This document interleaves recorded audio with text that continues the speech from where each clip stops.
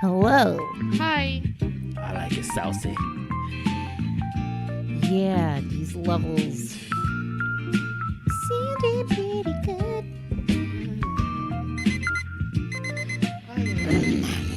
I can't wait to hear this story. I gotta get it right. Hold on. Oh, what the fuck? I'm so confused. Is my mic on? Yeah, it is.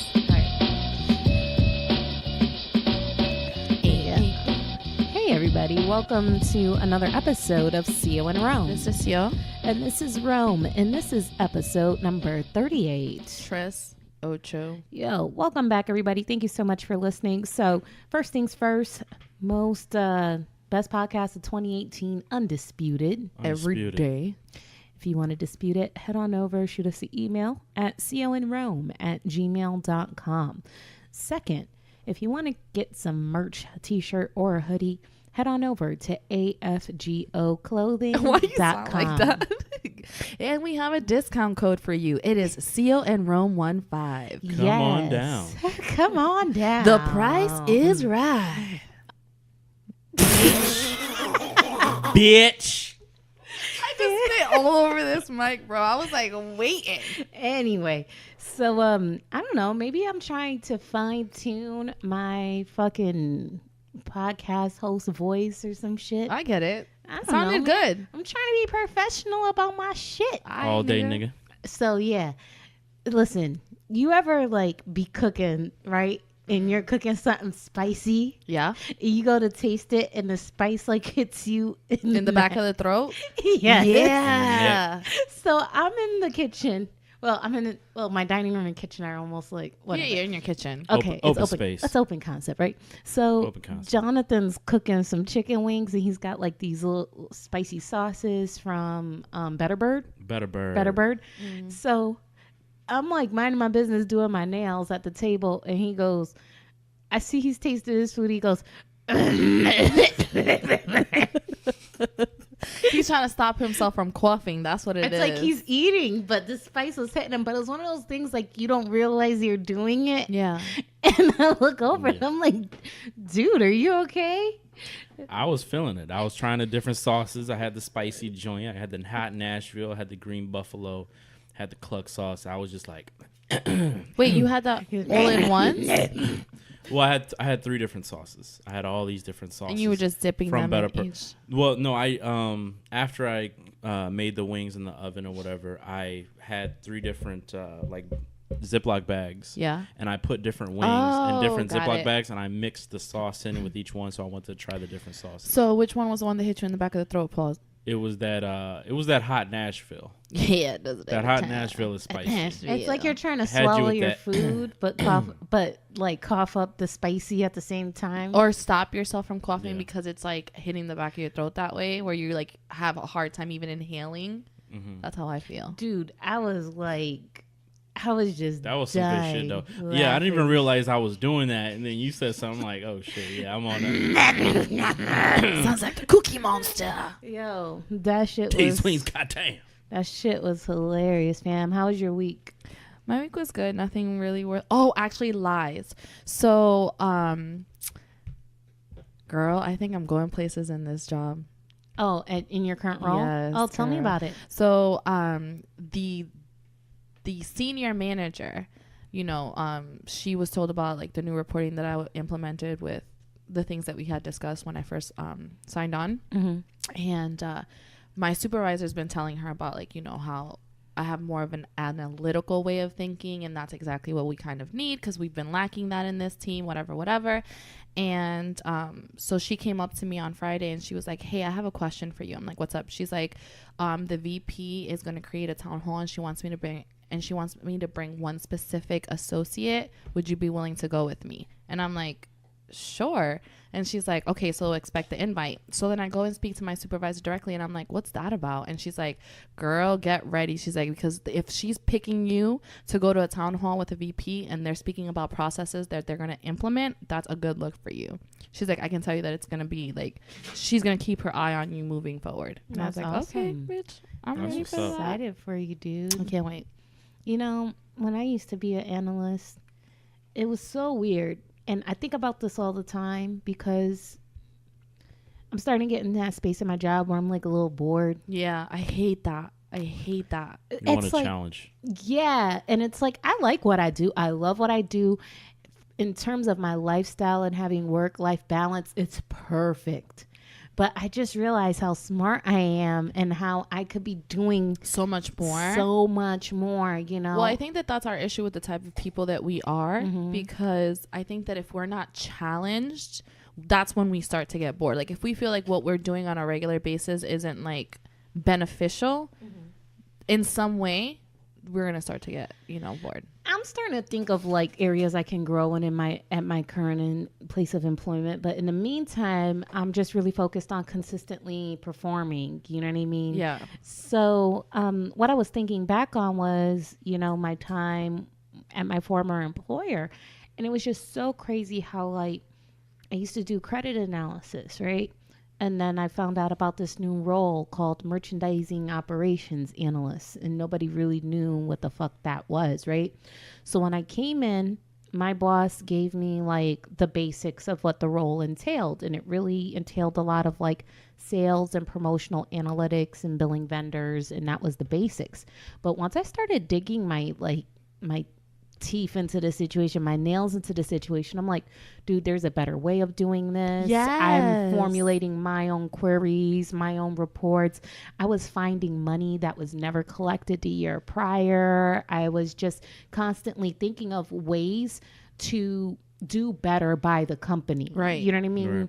And I think that what happens is that if I see that there's something we could be doing better, like I'm going to speak up. I'm going Right. to share that information. And what it ended up resulting is and them giving me more work and more work. And what are you? And then it started That's what I'm scared of. getting to a thing where it wasn't so much more work, but they started coming to me for ideas and developing processes and procedures and those types of things. And when you have people that are like in senior management turning to you because they're like, you're seeing this shit every day. What do you think? Yeah. Like that is such a rewarding feeling. It's the only time I've ever really experienced that in my career. And it sounds like that's kind of the direction that you're going in.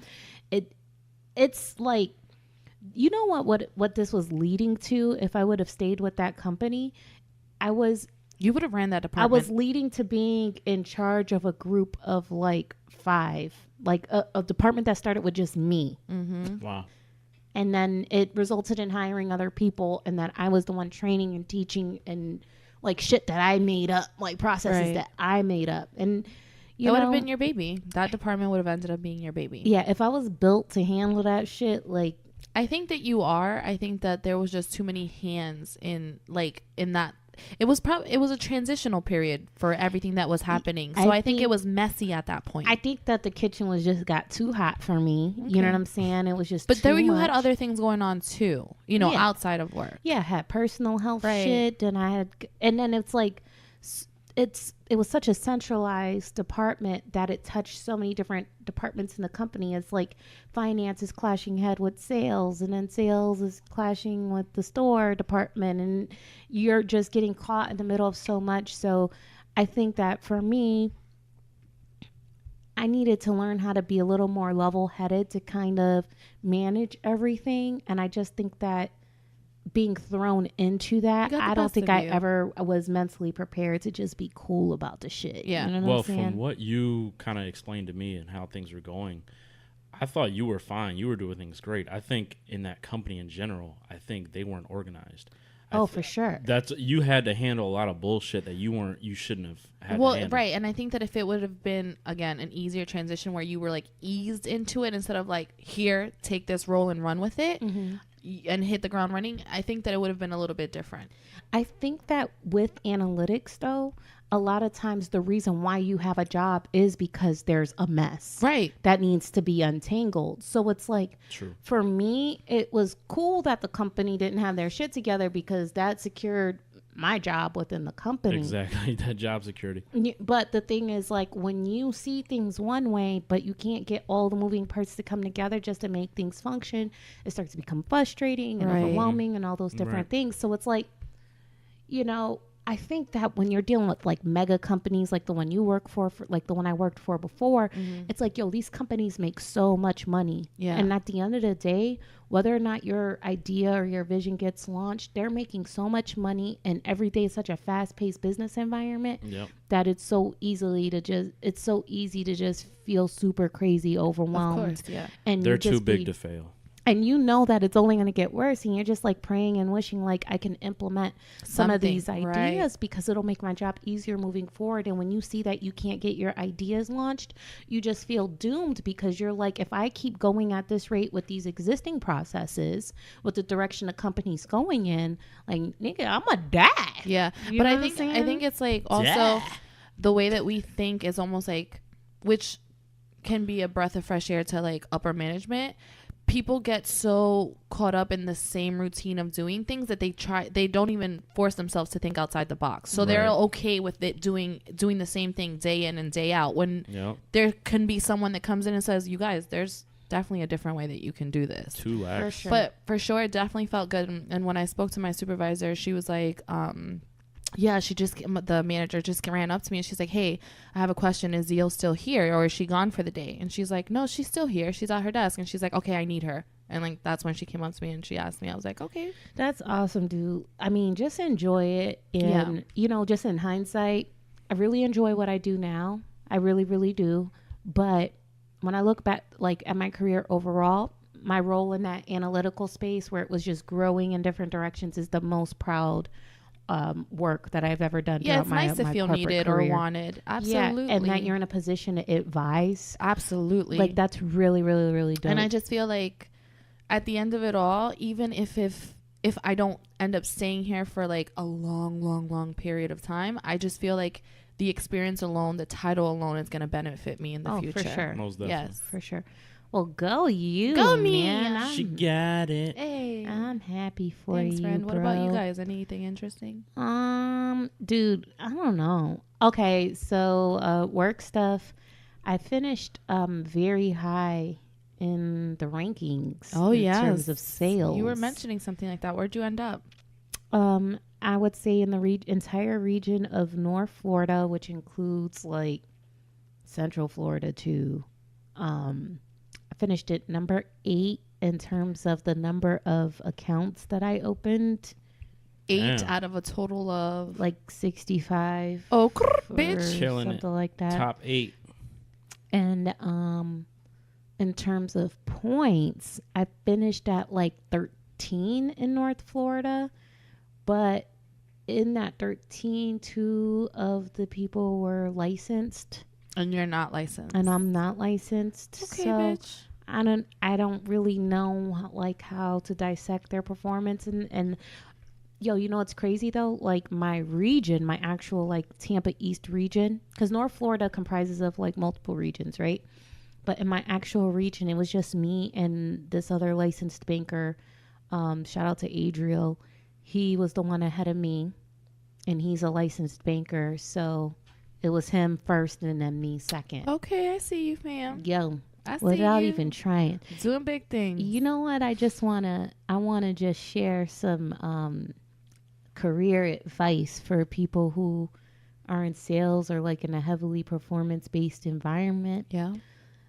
I really didn't try to outperform anyone.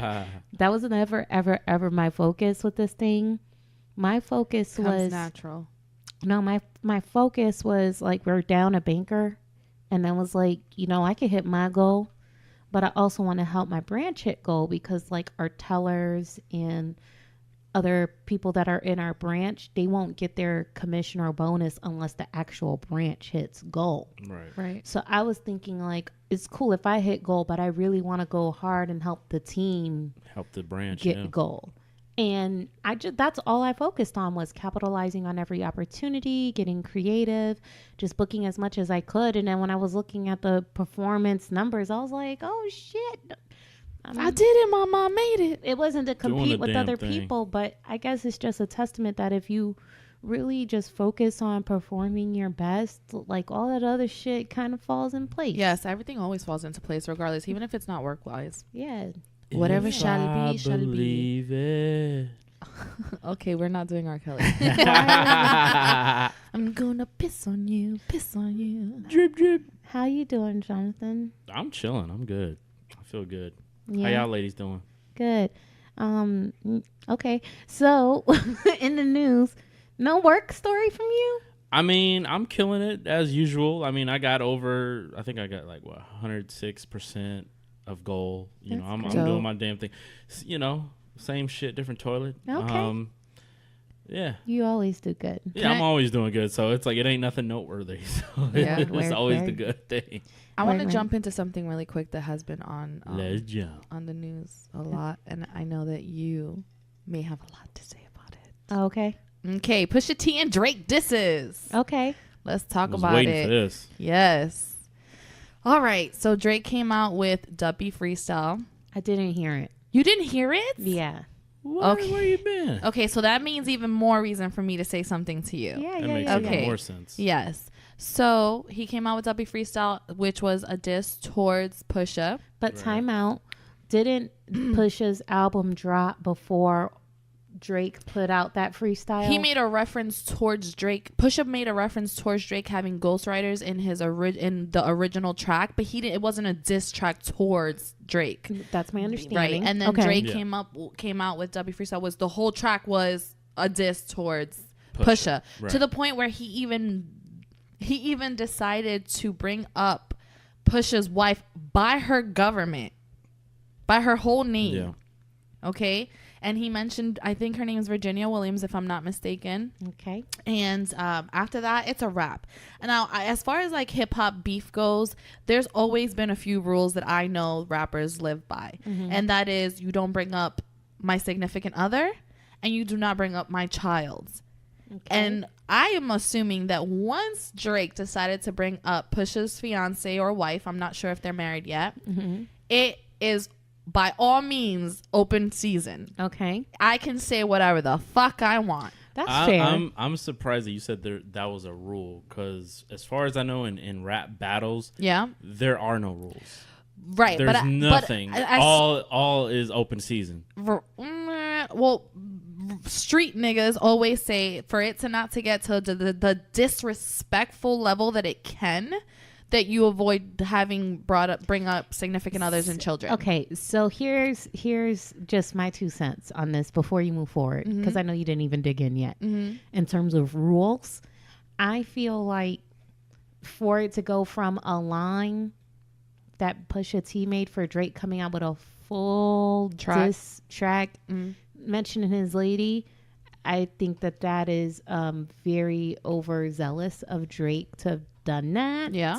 So yes, it is. I feel less upset about Pusha's response, which is what I was going going to get to. Yes.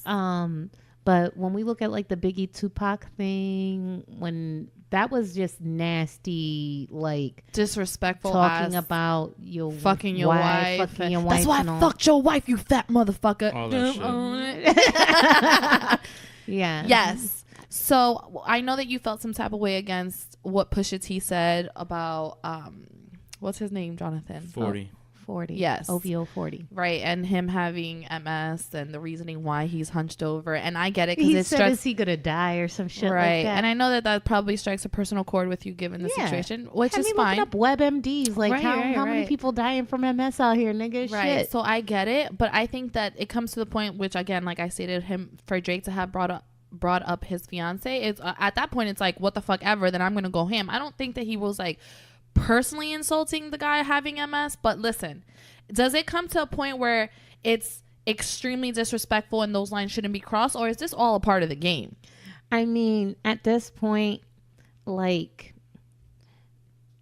I think that if I isolate what Pusha T said, and I think it does strike a personal chord because I'm living with MS, Right. and he said that shit Understandably about so. 40. I'm like, damn, nigga, like, what the fuck? But I feel like I could give better feedback overall if I fully listen to each person's response. But based off what you're sharing with me, if Drake did mention Pusha's wife and by her government name, then it's like all bets are off after that, nigga. I'm Right. saying whatever. I'm Yeah. hitting below the belt is Like whatever. him bringing up his alleged son. Oh, that's his son. That's his son. I want to know the story. Wait, why His is name's it called? Adonis, supposedly. Okay, Yeah, Adonis. so Which is what's a dope ass name. the story of Adidon? What does Right. Adidon mean? So Adidon is that supposedly how we came up with that name is that when Drake is going to Isn't it Adidas and Adonis put together? Yeah, because Yeah. Drake is going to Adidas. Right. Obviously, he's leaving Jordan Brand, Jumpman, and he's going. And what happened was that supposedly the rumor is when Drake was going to go, I guess, debut his being with Adidas, he was gonna talk about his son and call the line Addy Don or something like that. And Pusha T's whole thing was like, damn, you're trying to use this as a money opportunity. Like, that's your son. Like, Right. take care of your son. Like, don't be some publicity stunt. A deadbeat father. You know, don't be a deadbeat father. Just, like, show the world that's your son. Take care of your son and all that. Don't make it type of, oh, now I'm with Adidas with Adidon. Like, don't do that shit. Yeah. So he hear was that. gonna name this line Adidon, inspired by his son's supposedly. name. That's the rumor. That's the alleged. Yeah. And how he's saying that is because obviously Kanye is with Adidas, so is Pusha T, so they might obviously have inside information. So that My thing is, like, if he's just keeping his child out of the limelight because he doesn't want that to be like, his like he doesn't want his son to be in the public eye, that's understandable. But then it makes you question everything that Pusha was saying as far as Drake, because it's like, is he really embarrassed by who his baby mother is? Now his baby mother is a porn star. Apparently that's what they're saying. What's Allegedly, the porn star's name? her name's Sophie, I believe. Sophie D. Yeah, and so that's I'm her porn name. Yo, deadass, I'm not even gonna front. I went on Pornhub afterwards, and I went into the search engine, and the first thing that dropped down as far as like highest trend being searched right now was Sophie. She has 3 million followers. It jumped up. On She's Instagram. not that cute to me. Yeah, she really isn't. I mean, she's not. I mean, listen, to each She's their not- own. But she's she's- not the what you would normally consider as a rapper to go after. So I saw this Oh. prior to the diss track, right? Her real name is Sophie Brazal. Okay, Sophie Brazal was searched 44 times a day on Pornhub, and Rosie Devine was searched 228 times a day, possibly by Push as he was contemplating the diss. But once she became known as Drake's baby mama, her name was searched. It went from 44 times a day to 513,000. And Rosie Devine was searched. It went from 228 to 256,000 times. So do you feel like she owes him some sort of royalties for being searched so much after this diss track? Right. I mean, I'm just saying, let's keep it 100. I think he was trying to keep that out of the public eye. He wanted to. If I'm Drake, I'm thinking in his mindset, he probably wants to be like, he doesn't have no baby he wants to mama, keep an image. that he's still single. He still has an image. So Or and do you plus that his baby mom was a porn star. Yeah, that's what I was gonna say. Do you feel like it was because of the image that he wants to be, he wants to keep, like, oh, I'm single, or because of the image that he doesn't want to tarnish that she's a porn star? I think both. I mean, listen, I think whatever. I think that this just reminded me a lot of, for some reason, the whole Ja and 50 and M beef too, because they also crossed that line about kids and significant others and all of that. That was like the latest rap prior to Battle that I would say was disrespectful as fuck. What did Ja say to M? You claim your mother's a crackhead, Kim is a known slut, so what's Haley gonna be when she grows up? Yeah. You know better than Same thing. I mean, there's been mad disrespectful lines in hip hop battles. I mean, with the Tupac thing, people were getting mad at the MS line, and Tupac and Hit 'Em Up was talking about damn, what's his name? It slips me right now. He's like, don't one of y'all niggas got sickle cell? You die of a heart attack or something. Yes. Die slow, motherfuckers. Yes. Some shit like that. Yeah. Yeah. Well, Shit is crazy, man. and then damn, I just had the line at another hip hop line. I mean, So are we establishing that this this is mad is disrespect. That's what I was gonna say. Are we establishing that these are disrespectful ass yet fire bars, Yeah, or are yeah. we saying that this is all a part of the game? So you come for me, I'm coming for you. Point blank. Period. Both. Both. They're disrespectful and fire. I think it's fair game based off what you explained. And I think this is cool. Like, here's I actually Okay. enjoy it. Okay. Honestly. Oh yeah, he A was few was things. referring to Prodigy and Mobb Deep. That's Yeah. what it was. Yeah, sickle cell. and now look at them both. Anyway, so Damn. Facts though. But I'm just saying, like, niggas go from rapping and talking about killing and diseases, and then it's like now you're both not even around to fucking. Oh, and the thing about to keep the battle going, you know. And I just think that it's all fun and games until niggas ain't around no more. Right. You know what I'm saying? Like, well, supposedly people were like, when they were talking about the MS and all that line, they were also talking about, well, nobody said anything when Drake was supposedly dissing Cudi, and Cudi has a mental illness.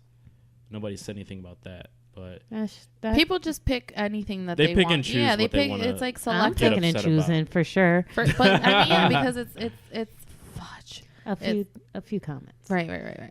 Sophie D. Okay, Sophie just D. finding out that this is allegedly his baby mom's. Definitely not the woman that No, that's another porn star. You talking about Sophie Brazil? That's her name. Oh, Sophie D is another porn star. Oh, CO's misspeaking on people's names again. Yeah. Why? Her name's not What'd you Sophie say? D. I didn't say Sophie D. I said One of y'all Sophie. did. I didn't say Sophie D. I said Sophie. Sophie Brazil. One of y'all And said then Sophie her- D. and I'm then over here looking Rosie at them. Devine is her real porn name, but her real name is Sophie Brazil. What's her porn star name? Rosie Devine. Okay. So first of all, you guys, you need to know that this whole time I was looking at some porn star model type The redhead, right? thing named Sophie D, thinking this is Drake's baby mom's the whole Yeah. time. No. And I was about to go in on how, like, her implants are too big for her body and all kinds of shit. No, and but it's look the her wrong up. bitch. Look her up. I don't think she's that cute either. I can't find her. Anyway, irrelevant. But yeah, I mean, I think that if you want to keep your son out the limelight, that's cool. But I feel like you can claim that you're a dad with a kid and I mean, not that we need to know or that we deserve to know or anything like that, but it does cause us to question why hide him up to the point of just releasing a line named after him. And would he have released that line and called it Adidon without ever revealing that he has a son named Adonis? You know what I mean? Like, how long would he have kept it on the low is my question. Yeah, I know. It's I don't know. There's a lot of questions to be asked. Here's my thing about the beef. All I want to say is Drake needs to come hard. He needs to come out with a diss track, and the clock is ticking. But that's what I was about to say next, is because as up until this point, Drake has been the type of rapper that once someone disses him, he wastes no time. He's quick. He's quick with it. He will literally take time off of whatever he's doing, whether it's an album, whether it's a tour, whatever the fuck is going on, and within hours or a day, release something. Does not matter to diss the person back, and it's usually fire. Most definitely. With the Meek Mill thing, I honestly think that Drake I think he pre-writes his disses. I think he's like, yo, if any nigga want to come at me, I'm like pre-write disses. I don't know. I don't know. I'm not saying specifically to Meek Mill, Yeah. Meek Mill, but I think like he'll write like maybe a skeleton version of a diss and maybe a certain beat, but then like if it's a specific person, And then incorporate he'll more. rewrite it Yeah, and yeah, then yeah. add it to that person. I don't know, but even Because it's like so quick that he comes out these disses like, yo, how did you do that? At this point, it's going on 5 days. Well, I think it came out. Story Adidon came out like Monday night or Tuesday night. One of the two. It's been about 5 days. If it's tomorrow, it's gonna be a week. Right. It's been All I'm saying. I'm done. I'm tired of waiting. All I don't I'm care. saying, yo, when niggas was going after Meek Mill, yo, they're saying, yo, he needs to come up with a diss already. Keep that same energy exactly against Drake and be like, yo, you got a week. The clock is ticking. Oh, If Nah, you nigga, I don't do care it, anymore. I don't care anymore. This nigga you'll literally. care if he releases it this week. Nah, I won't care. I won't care because he was so quick to be like, release the first track against Meek. Then he did back to back, and he was like, you still ain't done shit about the other one. Yeah. Nigga, where's the other one? Yeah. So wait. You still talking about this? Yes. Okay. Okay. Right. So all right. I do agree that they perhaps already have had tension in between them, and he could have had the verse ready for Pusha Just in case. advance. I'm not saying a skeleton, but I think that there's been tension between them to where he could have already had it queued up. Oh yeah, for sure. I don't think This goes he way was back. ready for Pusha to say the things he said. Nah.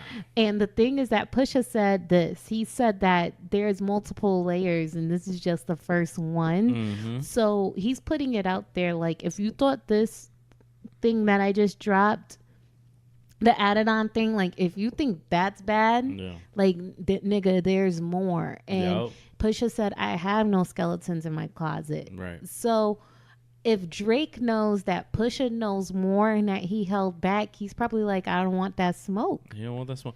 Supposedly Drake. I get what you're saying. Pusha T said Drake probably don't want the smoke. Pusha T said Drake offered $100,000 for dirt on Pusha T.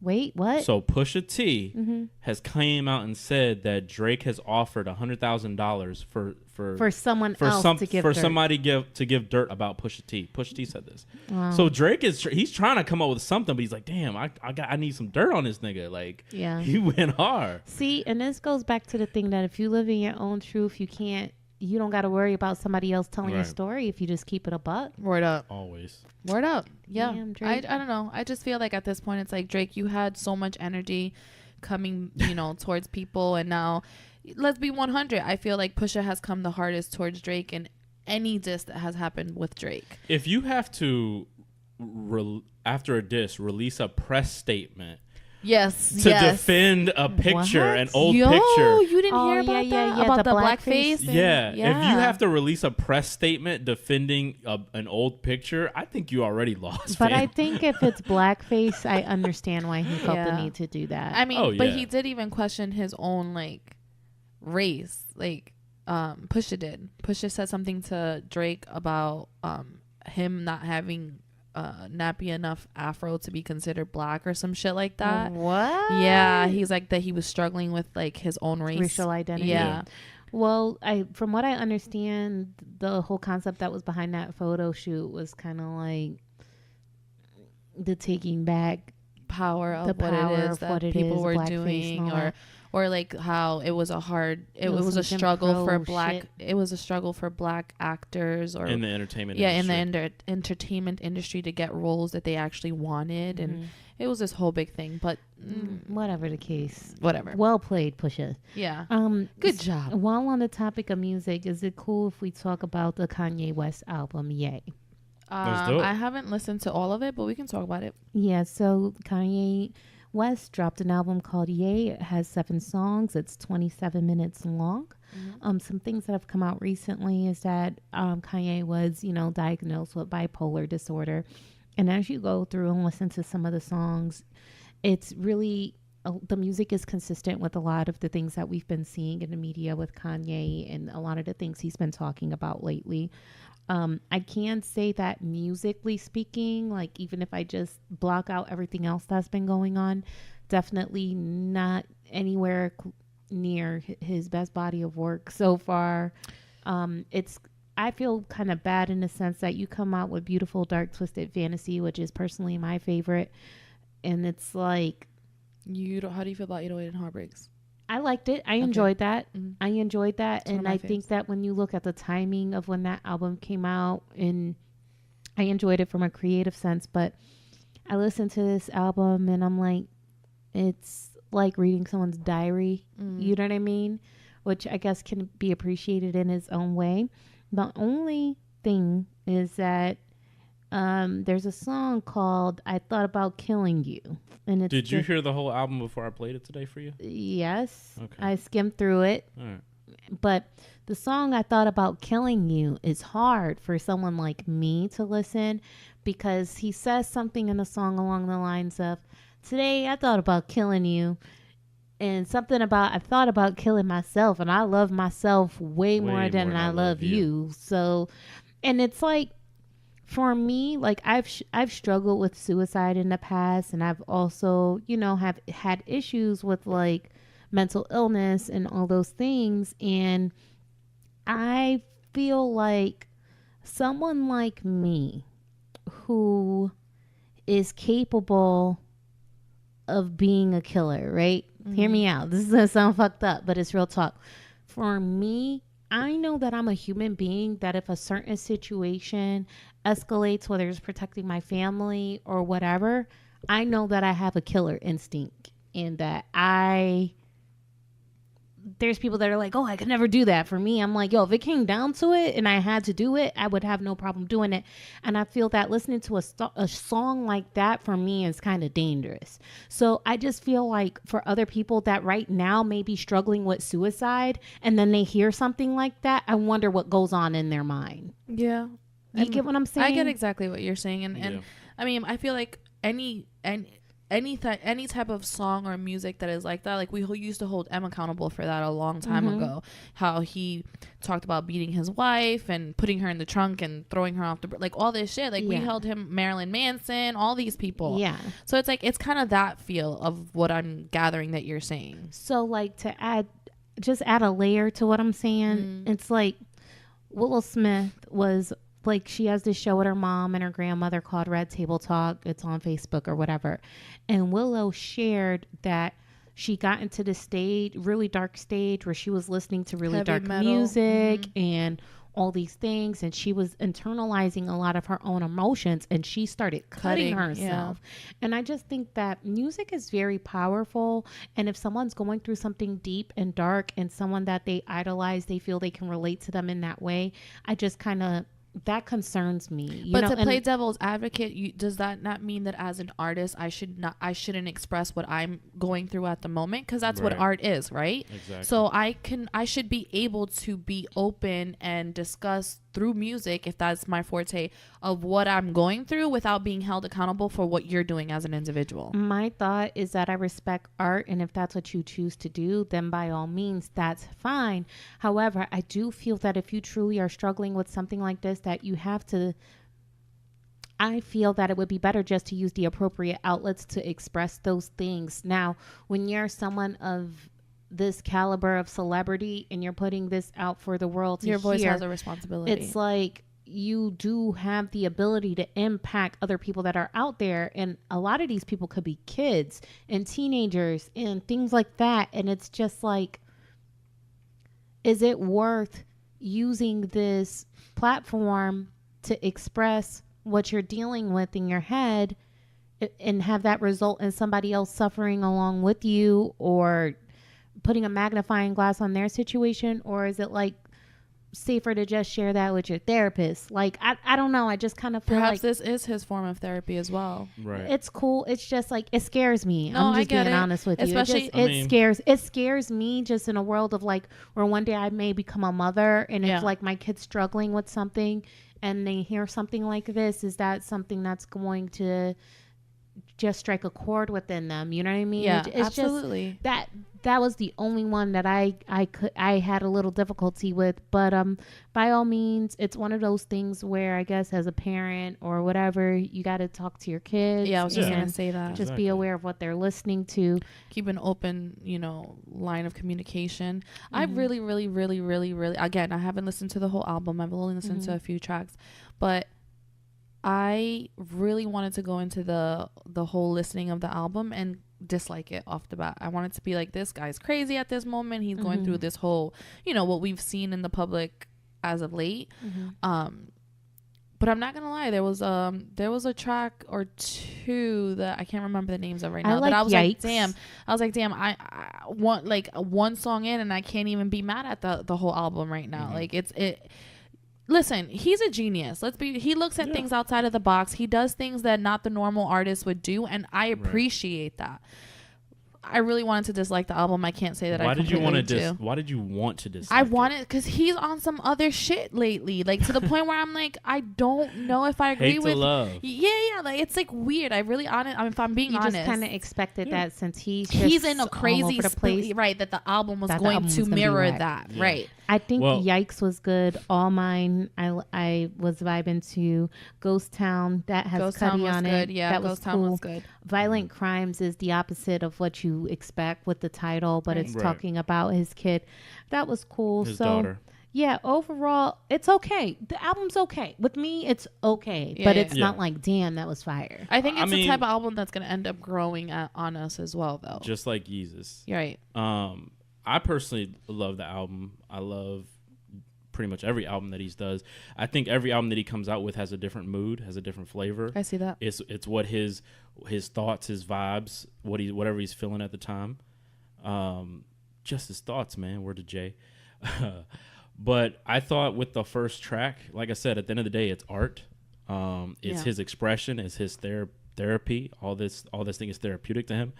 It's the same thing with what they say with music, TV shows, video games, movies. There's always going to be things we don't want to see that's uncomfortable, that makes you feel uncomfortable. But like I said, if you want to talk about the kids thing, that is the adult's responsibility, I feel, to censor if they don't want their kid listening to that, or deciphering that to give them a pre-warning of that. I thought the song was fine. I thought About Killing. I enjoyed it. I like the album. Every song I enjoy it, and it has a different. Every song has a different mood to it. Mm-hmm. So I personally like the album, and I think it's been 2 years since we heard a new Ye album, so I'm even hyped more because The Life of Pablo came out in 2016. It's 2018 now, so we've been waiting for a long time. So it was short, 7 tracks. Did you expect more? Being that you've been waiting? No, because I knew that supposedly with good music, what Kanye's doing is that he said with Pusha T, with himself, with Kanye and Cudi's album, that every album now it's only going to be 7 tracks. Oh, okay. So you already put that. They already knew it was going to be like a short album. So I was prepared for that.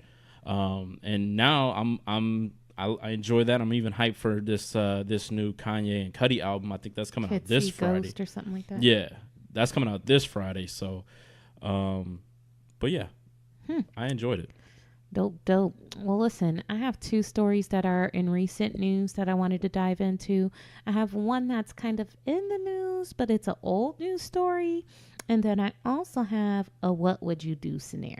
Mm-hmm. So if you have any in the news, I guess we'll hit that off first. I'll start off with the Roseanne show being canceled. Mm-hmm. So basically, Roseanne Barr came under fire early this past Tuesday for saying on Twitter that the former Obama aide Valerie Jarrett looks like the offspring of the Muslim Brotherhood and Planet of the Apes.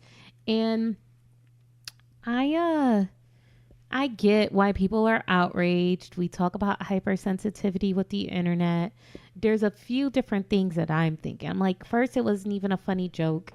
2, what happened with Valerie Jarrett recently that even prompted you to tweet about her? It just I have no idea. Super random and out of nowhere. Mad left field. Like, do you just like chill out and just think about the former presidency and just like, it just seems so random. The third thing is, like, I really didn't know of Valerie Jarrett that much to really get the tweet. So I looked up the Valerie Jarrett thing.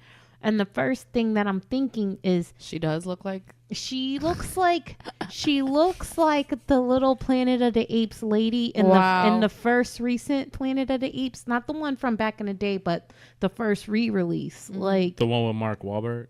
Yes. Early 2000s. Yeah. She does look like the little monkey lady. She does. But I'm just keeping it a buck. I'm like, oh, she does. She's cute. She looks kind of like her. But ultimately, I feel like it's very difficult to identify Valerie Jarrett as a black woman. Like, when I look at her, I don't think that's a black woman. But apparently she was born to African-American parents in Iran or something like that. I don't know. Confused about her whole situation. But I could see how someone would look at this lady and not know that she's black. But whatever the case is, I just feel like I think that white people need to be careful in comparing people to monkeys. I was just going to say that. I don't think that the statement was meant to be racist, but because of the things that she chose to reference to describe her, Muslim it really sounded like it could be racist. It was the description. But I don't think it was meant to be. Yeah, I just think that if y'all want to be safe and y'all don't want shows just getting canceled, stop comparing people to monkeys. Like, it's not that hard to just refrain from doing it.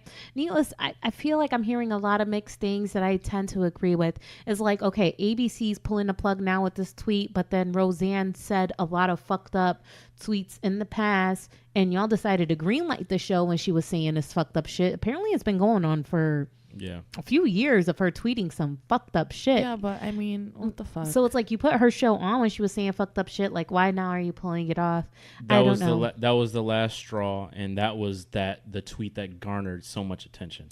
So ABC was finally like, all right. The only time you should be talking about monkeys if it's a chunky monkey. That's it. Or G-Unit. I don't know. But anyway, so apparently Roseanne has tried to beg for them to keep the show on the air because she feels like that big burden, like, yo, I just fucked up a lot of people's money, yada, yada, yada, yada. So I just read a report today that ABC is reportedly looking to reboot Roseanne with a focus on Sarah Gilbert, who is the daughter? Yeah, the one with the dark hair that's on that talk show. Darlene. Yes, they want to focus the show around Darlene, and apparently other people on the show are down with it. But I'm like, how are you going to have Roseanne without Roseanne? I don't know what's going to happen next. I actually like her. I feel like I liked her back on the original Roseanne, and the shit that's pissing me as off, a person, I mean, like, yeah. I've seen her on the talk show, and she actually is very pro underdog, so like minorities, you know, women. But is that going to translate in the character that she's going to be portraying on the show? even in her character on the original Roseanne, she was very against the grain. She was very like, you know, like she wouldn't follow trends. She was like that. Yeah. She was like that outcast. Yes. She was like real life Daria. Actually, that's a great comparison. That is a great comparison. Yes. That's exactly who she was. That's real life Daria. Which, by the way, I really miss Daria. Me too. I love that what she's show. doing. Bring these it days. back, Damn it. MTV. Yo, or Netflix. Yeah. So, you know, the thing that's kind of mind-boggling to me with all this Roseanne stuff going on is that I used to watch Roseanne when I was a kid, and I didn't realize that back then inappropriate, that it may have been like viewed as this controversial redneck racist type show. And I feel like as a kid watching it, I don't feel like I ever looked at it like, wow, these people are assholes. I agree. Right? Like, I thought, like, I never really watched it for real. I mean, if it was on, I'd be like, all right, I'll check it out. But I'm like, what happened back then in the 90s? I don't remember her ever being like this. And then when they re-release it, it's all like political, and I'm like, yo, this is supposed to be just comedy. Why are y'all being like, I have a special agenda? But what I'm hearing in the feedback is that they're saying that Roseanne was even fucked up back then. But I'm like, I didn't see it. Yeah, they were supposed to be like this. I don't remember it back then. They were supposed to be like this trashy redneck white family in this neighborhood that kind of like just didn't give a fuck and would like speak their mind, and people would look down on them because of their views. But so was that other show, the Married with Children. Oh, Al Bundy. I don't feel like I got racist vibes from that show either. I never got racist vibes from that show either. So I feel like you could be this, you know, redneck or whatever. That's not to say that you're racist. Yeah, so but you can be a redneck and not be racist. I'm just saying some of the feedback I'm hearing is that there were some perhaps racist undertones back then, but I'm just saying I don't personally remember that. I never got that. But maybe I was too young to see it. I don't know. I'm questioning the whole thing. But I used to like Roseanne's show back in the day. Don't know what's going on currently because I haven't really been watching it. Me either. I was indifferent back then, but I ain't feel no racist vibes. I feel like people should be held accountable for some of this shit that they're saying. Some of this hypersensitivity stuff, it's like it's going too far. But I just feel that overall it's a lesson of just like, think about what you say, and if something you say fucks up your money and your situation, and that's on you. That's my overall view. I'm glad it got canceled, to be honest with you, because it just what you said. I think motherfuckers need to realize, yo, you racist, all right, keep that shit to yourself. Like, you put it on a public forum like Twitter, don't be surprised when your shit cut off, fam. Now, what do you think about her saying that she was on that Ambien and that may have had an influence in her tweeting? That was hilarious. It's kind of like a drunk mind speaks a sober heart type thing. Listen, what was funny was Ambien came out with another tweet saying, yeah, we had nothing to do with her racist view. The side effects does not make you racist. I don't know. I honestly, in my most honest opinion, don't think that it was intended to be racist. Now, after seeing H&M with the coolest monkey in the jungle, people would think that by now they need to stay away from monkey stuff. Yeah, man. Like she's old. She probably didn't even know about the fact that she's old means that she has more experience with racist monkey jokes. No she should know. No, I mean about the H&M blow up thing. Yeah, but just overall, she's old enough to know that monkeys ain't the way. Yeah, monkeys are not the way. Leave the monkeys out of this. Yo, you think that monkeys are like sitting around talking like, yo, why they keep bringing us up on this bullshit? You think? Like, do you feel like they are offended? Like, why are you bringing up my family? Why are you bringing us into this? You know what I'm saying? I think monkeys are the ones that should really be pissed off in this whole situation. You bring up a really valid point. I'm dead ass. Yeah. They're like, nigga, we're just out here chilling. I'm so dead ass. Yo, I'm going to just talk about this here because I feel like this is an idea that I'm never, ever, ever going to bring to light, right?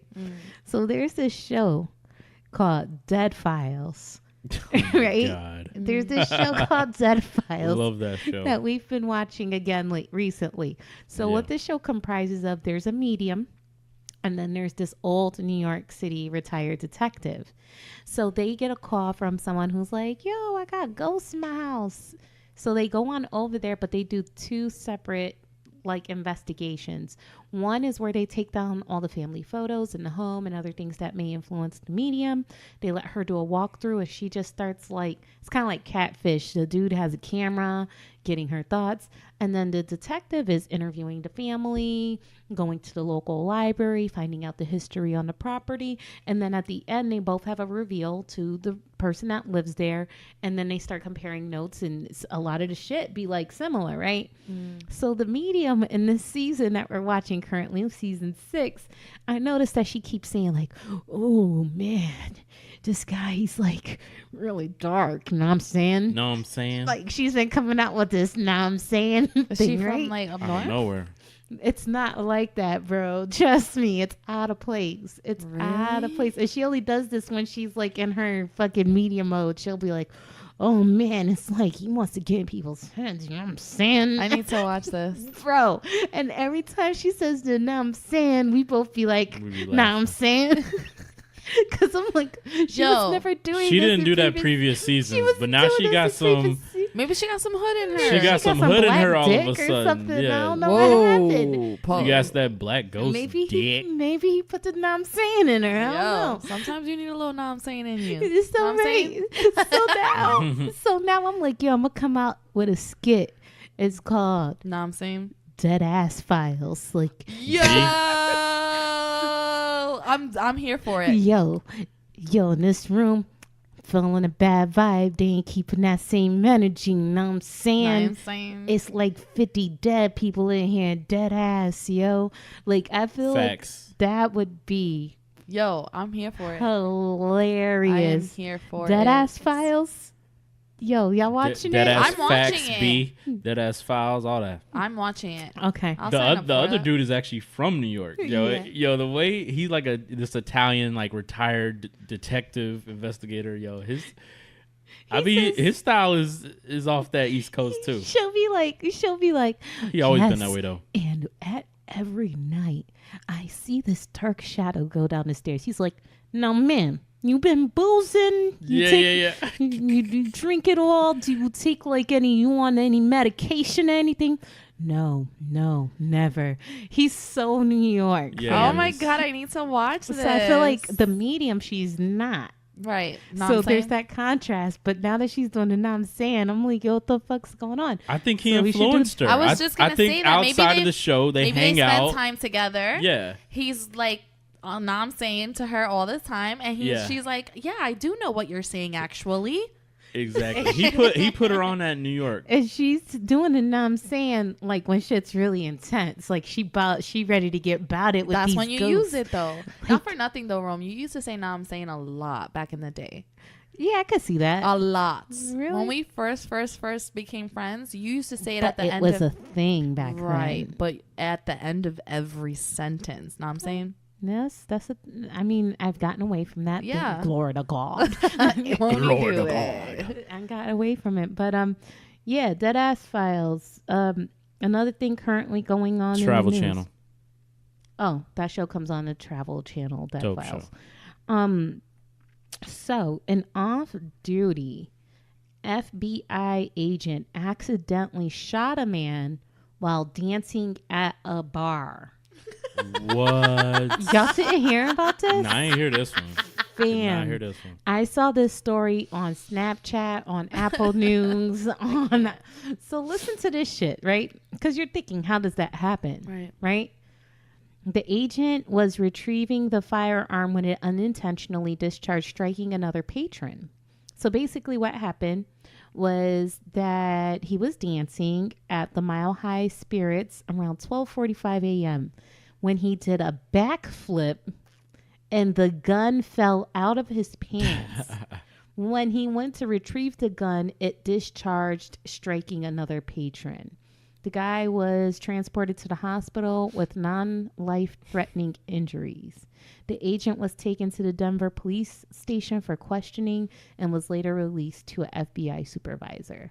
I'm confused. So he was dancing with did a a gun backflip. and he did a backflip. What dance move consists of doing a backflip? backflip? He was lit. Son, He I've was been just lit lit. before and I've never done a backflip during a dance. Yo, I feel like That's just that thinking, FBI lit, yo. Yo. just They thinking party like about, none other, right? Just thinking about doing a backflip makes my back hurt. Like, I can't do it. Yo, I did a running split one time. Did I tell you about this? No. Oh my God. So we were at the strip club, of course, right? And Strip club stories, love these. yeah, man. I don't know. I love the naked hustle. Anyway, so I literally, I don't know what the fuck was happening. All I know is that somebody told me that I couldn't do a split. Mm-hmm. And this was like in my really, really fit gym rat days. And I'm looking at this motherfucker like he's crazy. I'm like, no, you're crazy. And my friend, my roommate at the time, she was like, no, she can. I was like, not only am I going to do a split, but I'm going to do a running into a split. Prove it. I did. At the strip club. At the strip club. Jesus Christ. Right? And I did it. And let me tell you, the first time was Gucci. Then I stood up and like was trying to showboat. So I dropped into it again. And the second time that I dropped into it, all I heard was... And I was wearing like, it was like a costume party. So I was wearing like a corset and like these little lingerie things. But it was like, it wasn't anything of my clothing that ripped. It was something internal. And I literally, yeah. I literally was like trying to play it off. So I was like, fuck that shit. I just need another drink and I won't ever like feel that pain again. Right. So I'm like, bitch, I woke up the next day with like the muscle from the bottom of your butt cheek to the back of your knee. Oh my God. It was in so much pain. I was like limping for like 2 days. Hey, but I proved I could do that split though, right? Yeah. Dead ass though. Inspired. Now I want to do a split. So now I'm thinking maybe this is why this nigga did a backflip. Maybe someone told him they didn't think he could do a backflip in the middle of a dance. Do you think that if that guy would have died from the gunshot, that the motivator, the backflip Would feel motivator, should be held accountable? Yeah, I think so. You think so? Yeah. Now we know what FBI stands for. Fucking backflip idiot. Wow. That was good. That's what it is, yo. Wow. You were over there waiting to drop that hot fire. I like it. That was a freestyle. That was just off I the dome. like it. That was great, man. I like it. All right. I have another gun-related story. I don't know if this is... Yeah. Okay, we'll roll with it. So, Carrie McWilliams is blind. Who's Carrie Williams? A blind guy who has a concealed weapons permit. You were trying to tell me about this, but I couldn't even open it. Blind gunslinger, as reported by Vice. Oh, my goodness. This happened back in 2011 that I think he got his concealed weapons permit. The story I'm reading was released in 2014. Mm-hmm. At 27, Carrie McWilliams became the first totally blind person in the USA to acquire a concealed carry permit. Despite weapons training during ROTC years, McWilliams has faced opposition to his right to bear arms from both the media and the public. So the whole reason why this story, I even came across it, is because I saw Vice on Snapchat. So they're doing snaps from this old ass story from 2014, right? Mm-hmm. So Blind Fury. He's like, yo, Blind Fury was that deal. So he hunts, right? He hunts animals. So I'm like, if this dude is totally blind, how the fuck is he hunting animals And what's the thrill if he can't even see? So they go to a clip of him hunting, and the first thing he says, when I go hunting, I need a little bit of help. So when he's hunting, he has like a whole hood over his face covering his eyes, and he's holding the gun, but he'll have a person behind him aiming at the animal. What in the fuck? So I'm like, you got concealed carry. They say he carries the gun with him when he goes grocery shopping. What the fuck are you shooting at, fam? Banging on breakfast? Why does he have the thing covering his face though? I mean, is he trying to be like a blind? Is he trying to be Daredevil? What's the deal? He trying to wear a mask? I'm so confused by this story. Like Hunter superhero. He's in North Dakota, so everybody in North Dakota, watch out. You got a blind motherfucker out there with guns and he's very passionate about them. I don't know how that works. Listen, I don't think it should work. Period. Like, that's weird. He shouldn't have a concealed weapons license or permit. Whatever. Yeah, wouldn't like the first things on the license be, can you see? Can you see? What's your vision? Like, I think they should, on your permit, it should say if you need to wear glasses or not. Like, that should be a thing. Just like on your license, your driver's license. There's no correlation between blind people and mass shootings. To defend why he should have a gun. I can't. I'm like, this there's is a America. reason. There's a reason for that. America. Yo. I can't. It doesn't even make any sense to me. Like, there's no thoughts that I have on this subject. None. This is just crazy to me. Literally. Like, I can't. None of us can argue in this man's favor. No. I have legitimate thoughts. I want to hear like his reasoning for that. Right. I don't. I have more questions than. So anyone that wants to learn about this guy, Kerry McWilliams, and the very last thing I'll say before my final note. Is he totally blind or legally blind? Yes, totally blind.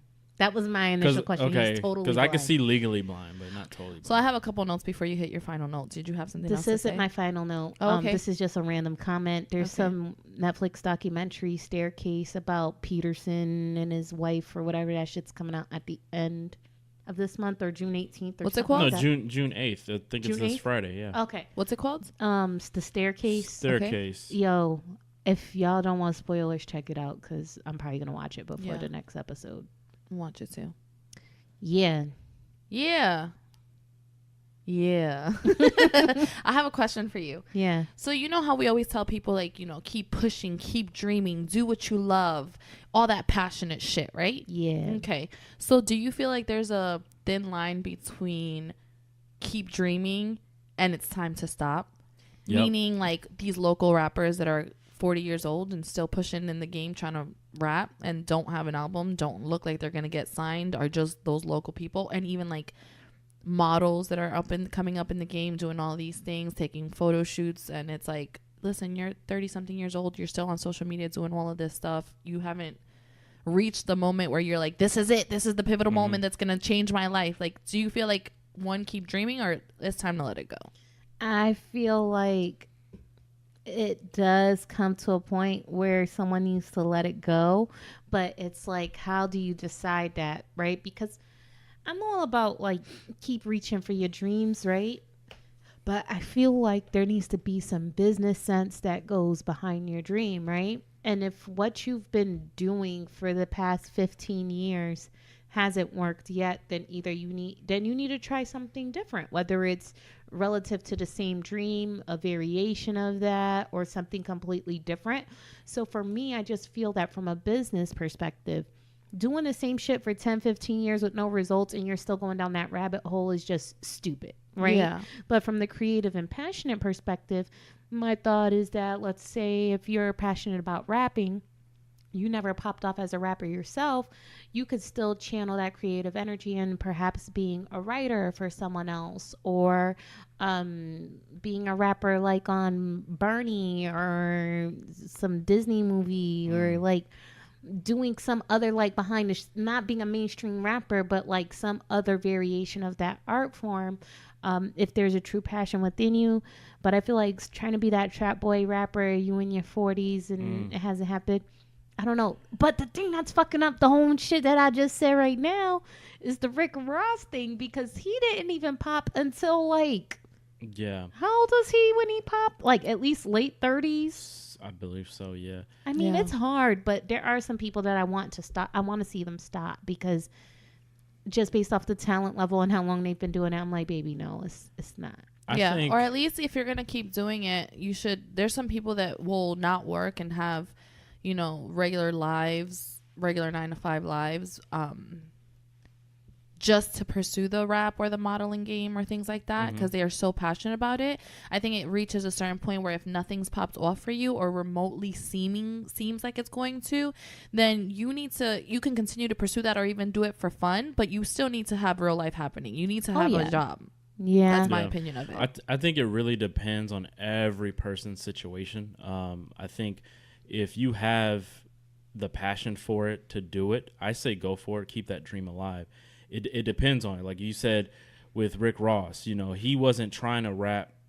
The things he talked about wasn't like a young man's thing. He was talking about gangsta shit, mafia shit that's timeless. So you have longevity. You can talk about that for a minute. It doesn't matter if you get old or not. I think even like, let's talk about actors like Harrison Ford. I think he didn't even become like a famous actor till his 40s with playing Han Solo. Right. Or like Betty White. Nobody really, I don't know Betty White. Like she didn't even really make it like till Golden Girls.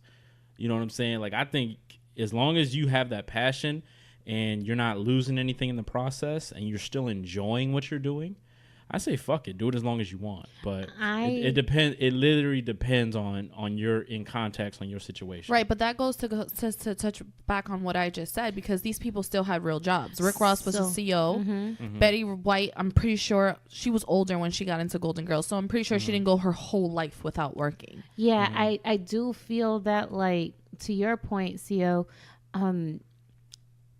and to your point, Jonathan, I feel like if there's an art and something that you're passionate about, I say keep doing it. Like, that's cool. You're not hurting anybody. But when you're like relying on that as your big money maker, successful moment in life, that's where it kind of gets a little scary. Even if it's like from this perspective, right? If you're like, yo, I'm going to be rich one day because I'm going to be a rapper, and that's all you're thinking about in terms of your financial future, that becomes a little scary. Just think about it from a business perspective. Like, rap can be a thing, but diversify your financial options for yourself.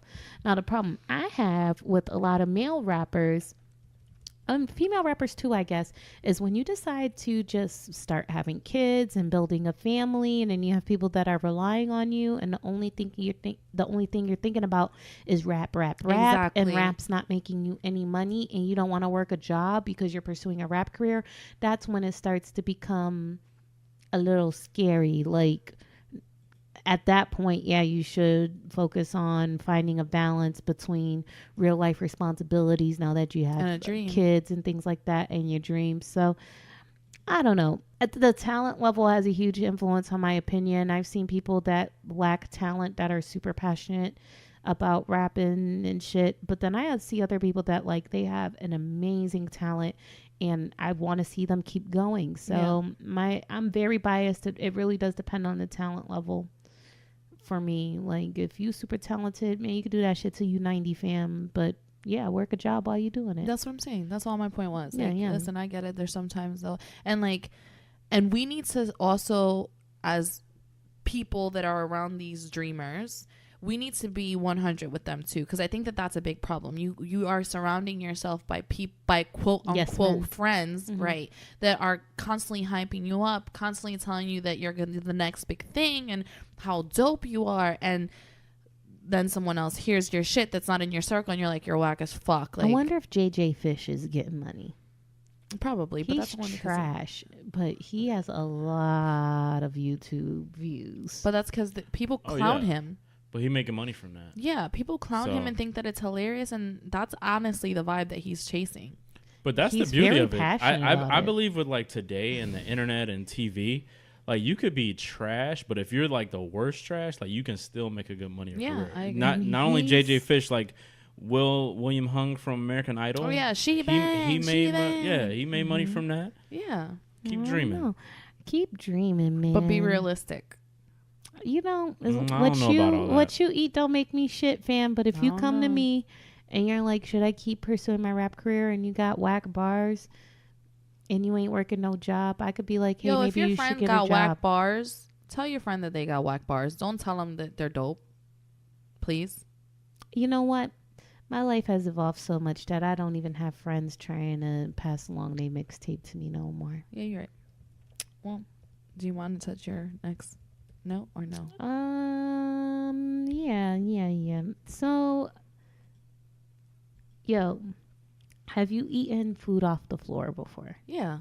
All right. So my question. I said that so quickly. So Yes. I Yes, I saw have. this thing, like I was reading this article about fucked up photos. And in this photo, it's a picture of a man who just received a pizza via delivery, and the pizza fell out of the box onto the floor. Mm-hmm. I posted it on our IG saying, I'm still eating that shit. My question for y'all is, how do you, like, what goes on in your head when you're deciding whether or not it's okay to eat something off the floor? I actually got a scientific thing to this. Okay. So what I've seen actually recently, there was like a video that says like, you ever hear about the 8-second rule or whatever? If you drop a food on the I floor, thought it was 5. or 5-second rule, it's always a different rendition. Yeah. So they was like, hey, is that really true? If you, as long as you pick it up in 5 seconds, 8 seconds, is it still okay to eat and all that stuff? So they did a test where they tested different foods, and then they looked in the microscope or whatever to see if there was dirt on it or if it was still edible. What they found out with, like, they had different types of foods. Edible, the dry food was okay. What it was is that they tested like spaghetti or something, and it was not good to eat. And the reason is spaghetti, of course, pasta, it absorbs whatever is on the floor. So if you drop like a cracker on the floor, a cookie or something like that, that's okay to eat because it's a dry food. But if you have like a wet, something that could absorb So many jokes. Do it up. Eat that. If it could absorb the dirt. I don't care if it's dry or wet. I'm still eating the shit. Cookie Monster. I still eat it. Yeah, dry, wet. It don't matter. No. So yeah, if it's a wet food, something that could absorb the dirt, don't do it. Not everything wet absorbs the dirt. The dirt. I said the dirt. Meek Meal in the Meal? door. That's the name of this podcast. Meek Meal door. Meek Meal. Oh, Lord Jesus Christ. Okay. Door on Meek Meal. For me, it doesn't matter. Bernie Mac. For me, it doesn't matter. If I really want the food, as long as I pick it up and I don't literally see with my naked eye dirt on it, I'm eating this shit. That's my rule. Yeah. If I can look at it and don't see anything on it, dog fur, nothing like dirt. that, I'm eating it, fam. I'm like, God got me. Yum, yum, yum. And I think it also depends on the environment as well, though. Yeah, like when's the last time I cleaned this floor? No, like, am I outside? Am I in somebody else's house where I don't know what goes on in this floor? Yeah. I mean, I've dropped M&Ms at work on the rug, and I'll pick it up and eat it. I could see myself. Yeah, because it's doing that. M&Ms, right? So I just blow it, give a little You just prayer, and blow just it. eat it. Yeah. Blow it and eat it. Hey. All right. Rest is all you, fam. Oh, that's on me? Okay, sorry. I was looking at that picture. All right, 2 things. So I want to give a public service announcement. Okay. We need to stop talking about things and just be about them. I think people need to stop giving themselves big shoes that then they cannot fill. Ooh. I feel like a lot of people tend to do that. And I think that let's just stop talking. Like, I try and be that person where I don't talk too much about certain things, because there's a saying that goes, which it doesn't fit perfectly, but it kind of does, where it says, stop making so much noise. Let success be your... Stop talking. What's this fucking shit? Stop. Don't talk about it, be about it. Yeah, but Word there's to Diddy. different, like, let success be your noise. Don't talk about it. Let success be your noise, or some shit like that. It's Be kind of your like roar or some shit. that's kind of like what I'm Yeah. saying. Like, let's stop talking Let your work about speak for itself. exactly. Whatever. Let's Yeah. stop talking We about get you, fam. things. Let's just do them, Okay. and let's stop giving. I fucking hate you. I'm moving on. Anywho, that was a public service announcement. I have a question for you guys. What? I was No, I'm no longer talking about it. All right, so I have a question for you guys. I agree. I concur. I hate both of you. I want you guys to know that. All right, so I saw somebody post this on Facebook, and I want to know your guys' opinions. Okay. What do you think is harder in a relationship? Moving on, DSDA. starting over.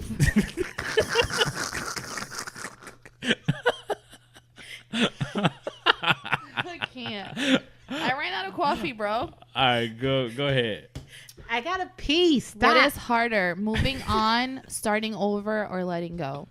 Moving and on, why? Starting over. Multiple choice. Say it again. What is harder in a relationship? Moving on, starting over, or letting go? I feel like moving on and letting go are the same. Not necessarily. In a sense, I get what you're saying, but I don't think it's necessarily. I feel like the same. moving on is the hardest thing. Okay, why is that? Because starting over is easy. It's like, oh, like, do you feel chemistry? Do you feel like you click with that person? Like that whole thing is like cool and it's easy and it's usually fun when it happens.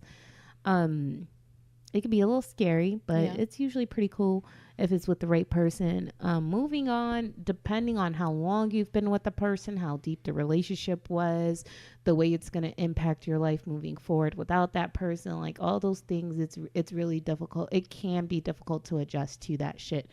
Even if you're the person that decided to break up with that person, it's just, there's a big adjustment period. Yeah. You know, Jonathan? That can be challenging. That's tricky. Yeah, I was thinking about like moving on and letting go. I'm like, that does sound kind of similar. But you could move on technically, but still not been let it go yet. You know what I mean? I think maybe letting go was probably the most difficult. Because, you know, starting over is easy. You know, we'll do this. Let's do it again. Let's try again. Let's start new slate. And then moving on, that's easier said than done. You can just move on, do your thing, and start new things. But letting go is that you still may have some type of attachment to that person. You still might miss certain things about that person a lot. And just completely letting go, I think that's the hardest. I actually agree with you, Jonathan. I think that letting go is the hardest, even from personal experience, just because I feel that even when you're in a toxic relationship where you know that it's time to go, we tend to hold on a lot longer than we should because we're we tend to, what I think is that we tend to be attached to the memories of the good times rather than what exactly is happening at the moment. Right. We don't want to let go of that. Like, oh, but what happens if it gets better and we can get back to that situation? And I think that that's what makes it hard for people to completely let go of them. And that's why people stay in relationships that are not necessarily the best for them because they're so attached to that possibility. And what happened before and the memories and all that good stuff. So, you know, let go, man. Sometimes you just gotta let go. You gotta know. You gotta choose yourself before you choose the situation that you find yourself in. I feel like if you had really good sex in a relationship, it's very hard to move on and let go. I agree. You don't think, you know, like, man, where can I get some of this from? Like, if the sex was amazing, it's so hard to stop thinking about that person. Do you feel like sex? Okay, let's say. Do you feel like sex can cause someone to fall in love? Oh yeah. Not alone. But it can be like, of course you're not going to have sex alone. Like, what the fuck? I'm just joking. I'm just joking. I'm not saying that reason alone, but I think it can get addictive for sure. Like, it's going to keep you coming back. Like, you put it on somebody, they going to be fucked up in the head. Hell yeah. Yeah, like, I ain't going nowhere. I ain't going nowhere. I guess. I mean, I think it's mixed. I feel like I can understand if someone hits a spot that ain't never been hit before in all your years of fucking, you gonna be like, whoa. I don't feel like any sex is that great. You haven't had mind-blowing sex? I've had mind-blowing sex, but I don't think that I've found myself in a position where I'm so caught up in this mind-blowing sex that I automatically start to like fall in love. So what if it's mind-blowing sex plus the person is actually romantically interested? Well, that's the difference, though. That's what I'm saying. Then at that situation, it's not just sex. It's not just the sex. Now, if it's just sex, do you feel like, okay, if we go into a scenario knowing that this is what it is, do you feel like people can fall? Like, does that really happen? I feel like it does happen, and I feel like it's happened to me before, but I was just young and stupid. That's what I'm saying. Like, as an adult now, knowing life experiences and all these things, like I don't know. I feel like I'm more clear-headed than that. I think all right, if you think of like the science part of it, I think it's very possible to fall in love with somebody after you had sex with them. Like, think about it. That person was inside you. Yeah, you were one for a moment. Like, y'all were one. Right. Like, it's all the fluids and all that, all that stuff. You Your know what I'm love talking muscle. about. The love muscle, all that. Like, y'all were one at a time. So it's very possible to be in love after some good sex. Interesting. And he's the guy in this room.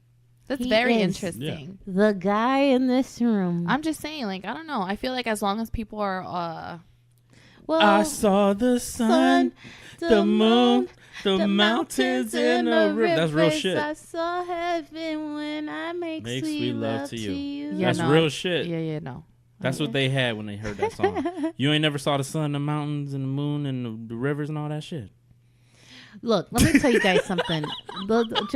Just be entertained for a moment. Okay. When Jonathan and I first had sex, right? For the first time. It was spicy. It was good. It was good. It was like, oh, okay. It wasn't what I expected. Jesus. But what it was that we had such great chemistry before we were intimate that it just was like, wow. Like, it was like, this was great conversation, great sex. Like, everything was just good. And then, I don't want to say that I fell in love, but the thing is, it's the timing, right? Because I think at that stage in my life, I've already had some failed relationships. I already was kind of like not sure like what direction I was going into. So it was like I was very, very much interested, but I wasn't ready to start running the L word after the sex. I don't think you can fall in love the first time. No, but like, the you point, haven't a few times you're like, damn, I love this shit. I feel like the more green you are, like the less experienced you are with love and relationships, you're a little more impressionable, and it's a lot easier for you to fall in love. Yeah, it's like a naive factor. Yeah, so I kind of feel like it depends on the stage of your life and the stage of your experience with sex on how well, like, because it's like you kind of have a wall up to not fall in love with someone just from having sex. But if you're new to the game, you're like, ooh, I like that. Ooh, you know what's so crazy? They push them walls down. You know what's so crazy? That I don't know why this reminded me, what you just said reminded me of this. I also believe that people who say something over and over and over again, like, for example, let's say that someone says, oh, Jesus. No.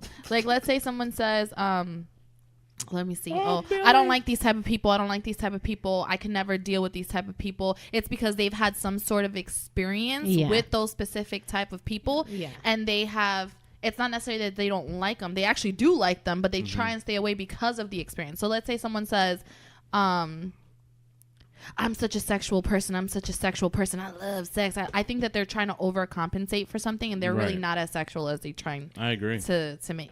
I agree with that. Yeah, I agree too. You trying too hard. Like, something's not right. For real, to like, overcompensate. Yeah, like I listen, it can go so many ways, so. Yeah. Can it now? Well, let me have you had the experience where they talked that shit and they did like put in that work? Or it's always been like you were underwhelmed? No, it's not. I haven't always been underwhelmed. I just feel like... No. I'm talking about, let's say you talking to somebody and they're like, oh, I'm going to do this, I'm going to do that. And yeah. And they went in and they actually achieved all those, right? It's been both. I feel like... Okay. But for the most part, from my personal experiences, I feel like usually the... More often than not. Well, that they don't put in that work. No. It's okay. I'm trying to get my thoughts together. I think that for the most part, people that I have run across that don't necessarily speak too much about it perform great. Right. Okay. Yeah. And the flip side. Most people that don't talk about it, they are the ones that really. There's different ways. They actually end up surprising you because you don't know what to expect. To the point where I'm just like, God damn, what the fuck? Like, you know what I'm saying? Where was this? How come I didn't know about this? Mm-hmm. And then. And then there's also the other way, which is like people that, talk a lot about it or talk a big game and are extremely sexual, just perform all right.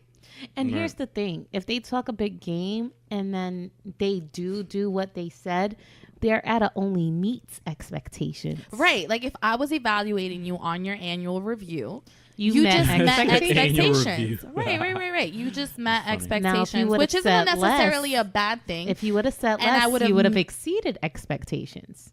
Facts.